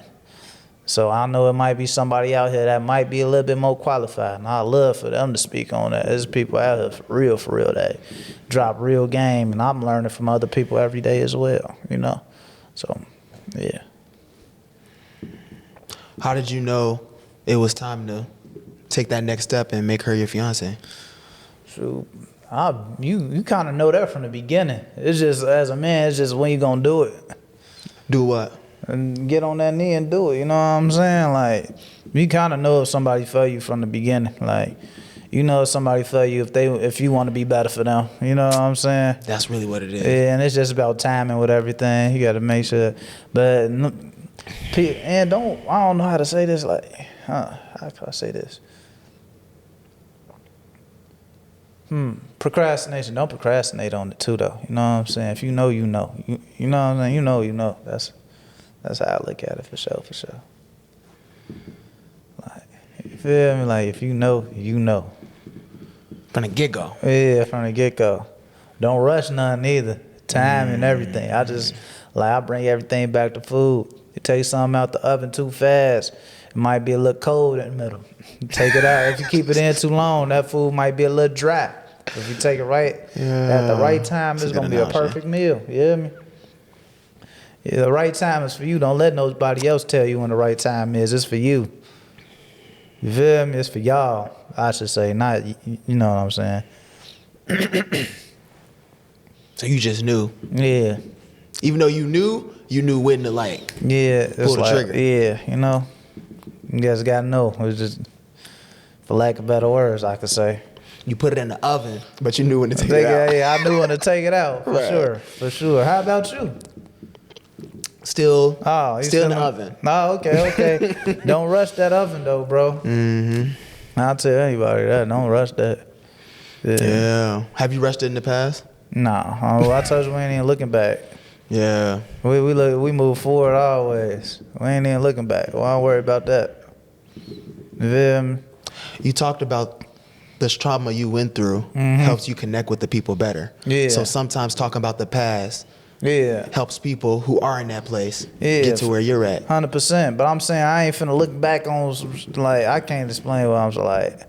How do I word this? Like, I ain't focused on that versus now. Like, for you? For me. I feel that. Yeah, like, I don't know how to word it right. My apologies if I confuse y'all, but I don't know how to necessarily word that right, for real. No, I feel you. Yeah. Because it is a sacrifice. Mm-hmm. Everything is service. Facts. So you're already serving, but it's levels to it. So it's like it's more service to go back to those places you don't want to go back. 100%. You still gotta. You seen The Ring? Nah, I ain't really watched that. You heard of it though? Yeah. You see that horror coming through the well. You still saw that. Mm-hmm. That stuck in your mind. 100%. You know, now you can tell others don't watch the TV, but you had to watch it first. Facts. So I respect you, because sometimes to even go back, it will still affect you, even going back in that place. So even though you may not have the words for it, I feel you. Yeah, it's like, that ain't, when I say if you don't focus on the enemy, they'll cease to exist. You know what I'm saying? So that's what I mean by that. Like, I'm not finna focus on something, let it boil up, and then turn into something. You know? That's a self-awareness, though. At least you know yourself. Yeah. But that's with anybody, though. If you focus on one thing so long, that's all you're gonna be thinking about. And that's the struggle. 100%. You can't think your problems away. Nah, you can't. But you can work through them. Boy, I need some water though. You need some water? Yeah. I got some water, but it's in a jug. If that's yeah. cool, I can pour it in a cup. Cool, yeah. All right, bet. Appreciate you. My bad. I'm over here. Some people be iffy about that, but I have it in a cup. I appreciate you, boy. I'm over here finna. You feel? Be straight.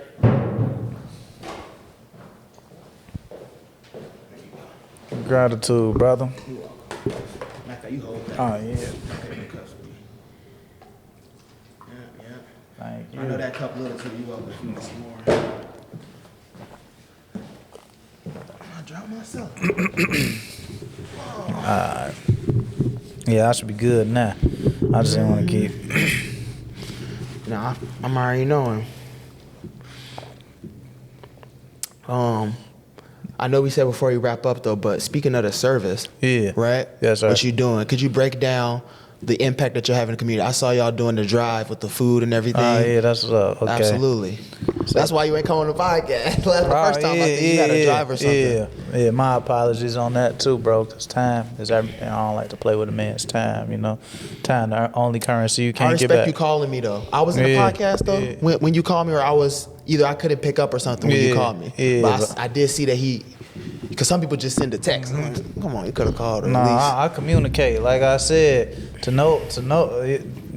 Communication is a sign of love, and I love what you're doing. You get what I'm saying? As a brother, automatically I love you. You get what I'm saying? That's how it gotta be from the get-go. But like, what we do in the community, like, so I'll give you a little breakdown of who I am. I started shooting music videos around 14, 15 years old in the midst of the Chicago drill scene. Mm-hmm. And I was doing drill videos all the way to about 20 years old. And then I had an epiphany like, man, I don't want to keep doing this no more. I'm sending the wrong message because I understood the power I had, the power of media, the power of what people see. It's hard to be something you ain't seeing. So put all that away. I made a vow that I'll never put a single gun on camera again. I'll never record another diss song again. And I ain't trying to go against my word. So that's what I'm doing now. So I said, okay, if I had all this impact with the negative, I could have the same impact, if not even more, with the positive. Excuse me, my throat a little dry. My apologies. Not take your time. But yeah, I'm like, I could have the same impact with the positive. I'm like, let's do these vlogs. Let's change the narrative. Like, there's a quote from the Honorable Elijah Muhammad saying, you could be on the corner, change the product. So, how about we get a bunch of, y'all call them YNs, I call them YGs, young guys, young generals. You get what I'm saying? Let's get a bunch of young brothers. Let's put us together, and let's do something righteous. Let's change the narrative when you see a bunch of brothers outside. Instead of you being scared, now it's a brother handing you food. Now your guard is down. Now you're a little bit more vulnerable. You're able to show a little bit more love. Like, wow, I was just outside in the cold, and this young man just fed me. Now when you see a young man on the street, you want to ask them how they doing. Are you okay? And the initiative of this isn't just for people to have a handout and work and say, okay, somebody gonna feed me today. The initiative of this is for you to go do this in your own community. I want you to be able to do this without me. I want you to be able to be a leader on your own block and say, let me go do this with me and my homies. Let me go do this with me and my brothers. Because I would want somebody to do this for my grandma if she got to take the bus. I would want somebody to do this for my uncle if he got to do this, that, and the third. And then you hit them with a have a blessed day, sir. Have a blessed day, this, that, and the third. You giving something to the same man that's been kicked on, stepped on for the last, I don't know how many years. He off drugs, this, that, and the third. He linked over. And you just did an act of kindness from the grace of God. God, you just said yes to God to do this work. Now that man who had that dope lane, now he able to stand up a little bit. You just giving him this sandwich might be the key to his sickness, his addiction. You just giving him a sandwich. Do you understand that? So that's why we do these type of things. Everything I do on my platform, Youngwill, Out of the Trenches, is to change the narrative and change the thinking of when you see a bunch of black men, black and brown men, period. Brown women, black women, anything, just to change the narrative when you see us. Because we not all bad. Even some of the ones who've been the worst of us ain't even the worst of us. They really the best of us. They just ain't never had a great opportunity. It's just a circumstance, but not able to get out that circumstance. We had young men that was just on house arrest, pop out, boom. First thing they want to do, the first day off house arrest, you know what they want to do? They want to come in the community and serve and give to their people. First day off house arrest, he want to go hand out a sandwich versus going to go hit the block, be with his homies in a club. Nah, he want to hit the block with his homie and let's make these sandwiches and let's feed the trenches. Let's feed the same neighborhood that I tore up. Let me rebuild it. That's why we do the work we do. I believe in getting the stories of a brother who came from crazy circumstances, who came from quote unquote being the worst of the worst to becoming the best of the best. I believe in that to show it is possible, to show that a brother who think they doing wrong, it ain't too late for you. It's just time for you to say yes, to do the work. Say yes to God. Say yes to that higher power you got and say no to that lower. You know what I'm saying? That's what I do. That's what I do. I hope that make a little sense. I'm just striving to be the best example of that and be the best leader I can.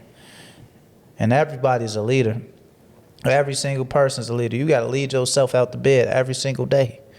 You got to be a leader of yourself every single day. Is you going to lead yourself down the wrong path or you going to lead yourself down the right path?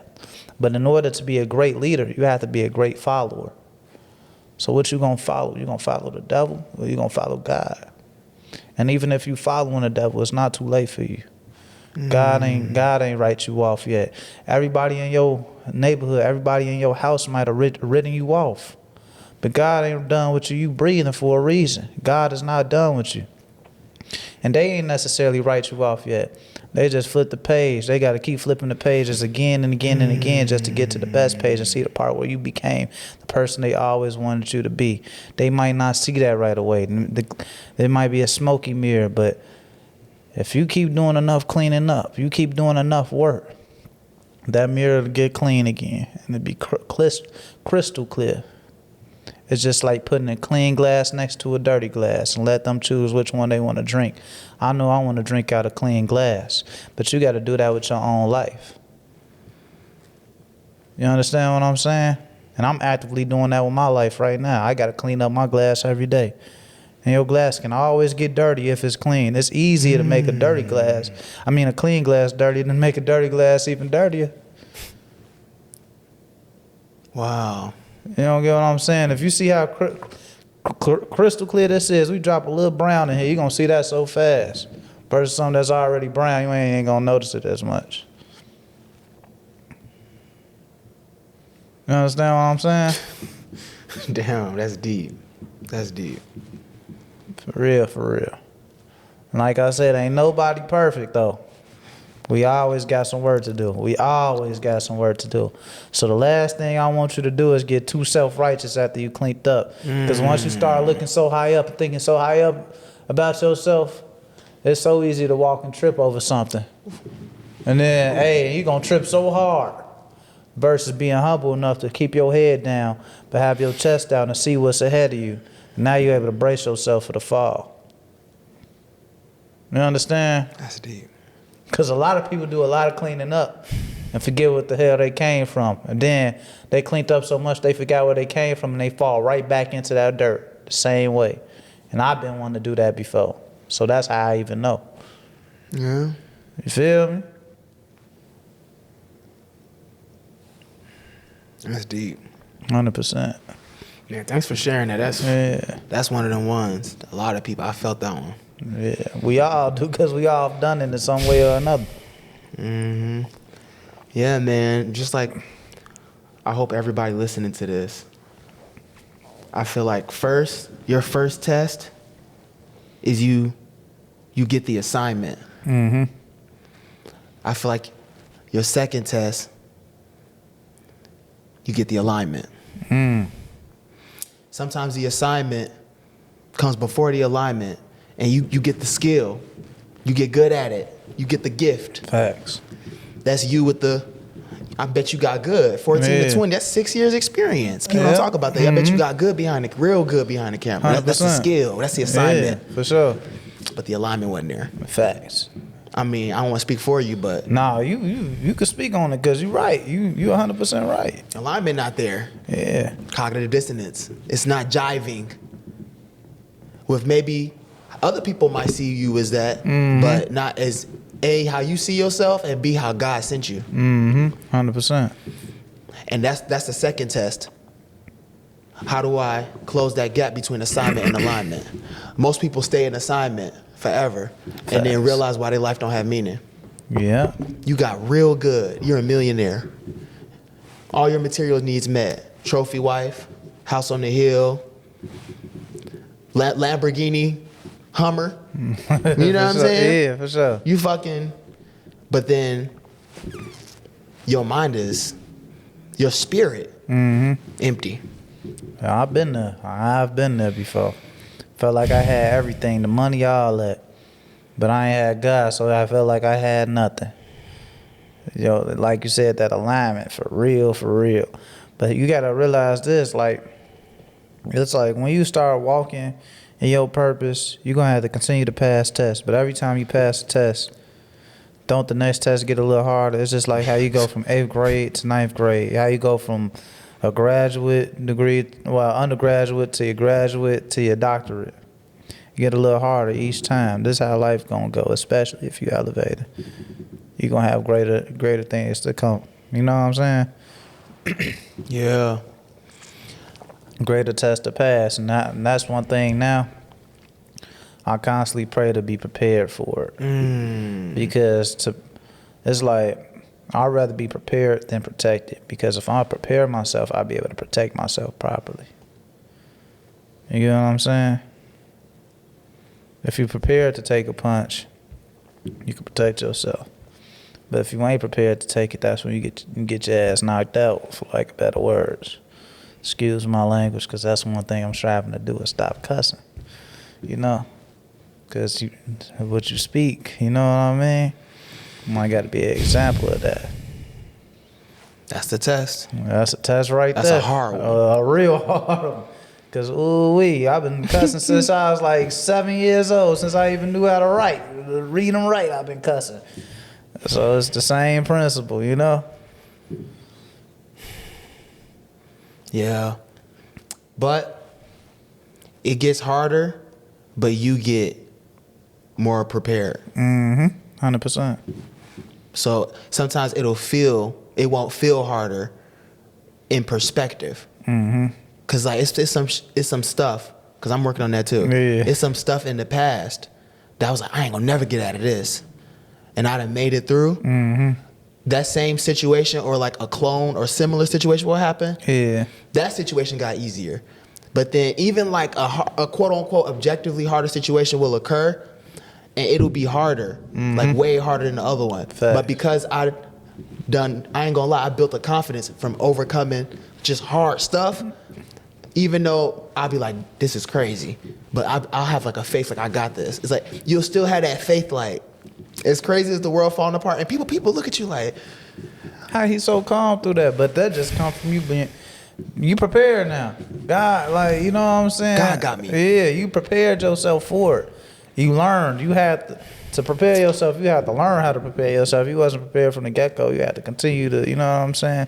Sometimes you got to take a hit to know to keep your hand up now. You know what I'm saying? So now you know I know how to keep my hand up. I might get tired, but I'll be able to get through it. I've been here before. I know what this feel like. You feel me? feels like growth. Yeah, it feels like growth. Growing pain. Ooh, it's just like when you were shorty and you start growing, it hurt. OG say, go get some water. Drink some water. That ain't no solution for it, but drink some dang on water. Same principle with the rest of your life. We got to do the same things we had to do as a child. And What you mean? just like growing pains, this life is going to continue to be growing pains. You think it just stopped when you were a child? It's going to continue to grow because you always going to be a child of the Most High. You always going to, you know what I'm saying? You always got to submit to your father. You know what I'm saying? It's up to you to listen or not. And every time you ain't submit to Pops, it's been that belt. You hear me? It's the same principle. For real. But it's the belt of love. The Spare belt, the rod, yeah. spoil the child. Dang, break it down, you hear me? Man, before we get out of here though, I just want everybody to know, like, just understand, stop assuming the worst. And I feel like this kind of summarizes this whole conversation. It's just like thinking positively and assuming the best. Mm-hmm. And a lot of y'all be like, that's easier said than done. Then do it. Facts. The people love saying that expression. It's easier said than done. Stop saying, start doing. No, yeah, I feel like application, you could have heard all this, like I said, the knowledge, this, that, and the third. You could have heard and listened to all this and don't do nothing with it. Apply it and figure it out. Like, and this is a message to myself. I could have said all this right now, right? And don't apply none of what I'm speaking on. But it's up to me if I want to be a great leader to apply this and be an example of this. That's all. That go for anybody listening to this. Anybody. Shout out Treehouse Podcast, you know? Shout out Youngwill. Man. All right, the trenches. Yeah, tell them they got to go subscribe to that Patreon, too, so they can get And go this subscribe. And man, I've been meaning to do it, but I've been busy. But right after this podcast, I'm going to go subscribe. Man, that's love, big brother. Yeah, I see the for real. mission. I see the vision. I'm going to instantly. I got one question. Why do you think other people should support this and be proud to support this? Want me to be real? Yeah. I just feel like it's a beautiful thing. Mm-hmm. I tend to go to logic, but this feels beautiful. Like, this feels like what the city needs right now. Like, it gives me chills. Like, when I saw that video, what y'all doing, like, you know what I'm saying? Niggas wearing the shiesty, the bust downs and stuff, but like, stopping cars. I know that intersection. Was y'all on 70 something? 79th. That Taco Bell, right? I know that shit, bro. Yeah, y'all. You feel me? It's mostly fent leaning. Yeah. Mama stopping traffic. Oh, take this. Bro, I felt that, bro. Dang, that's love, You bro. feel me, bro? I felt that, bro. Like, it's like, and you being your age too, it gave me so much hope that, like, people love to talk crap on Gen Z and all that. Like, nah, get out y'all head. It's not like that. Y'all not outside. Gen Z actually, they really doing it, bro. 100%. They really doing it. So I say to all these cameras, after talking to this man, after seeing the work, after hearing other people speak highly of him, seeing it from my own eyes, seeing the dynamic. Yeah, I'm saying to y'all, go subscribe to that Patreon. That's love. And support. It's not about him, because it's bigger than him. 100%. And he knows that. And that's why we feel it. That's love, bro. Because this God's work, and it's like, that's all it is. Like, that's my whole duty right now, is just to expand the kingdom. Because, like, it's the last thing I got to say, like, when I switched off from doing the drill, I went broke. I literally went flat broke. And I'm still coming back from it now. But I made it a duty to become a millionaire off what I'm doing now. Because I know the reason a lot of people won't do what I do, because they're afraid that they'll go broke. They don't see no reward from being righteous. But I was taught the victory is to the righteous. So I know if I continue to do the work, God will send the help. But I want to be an example of that now for my people to know it's okay to do what I'm doing.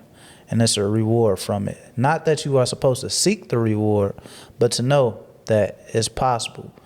I got to be an example, like, of that. Man, you can do it and still get that bag. You could still be great. You could still be financially free. You ain't got to be flat broke to do something right. You know what I'm saying? I hate that narrative too. Yeah, I hate that narrative. And that's why I'm here to change the narrative and change the thinking. Like, for real.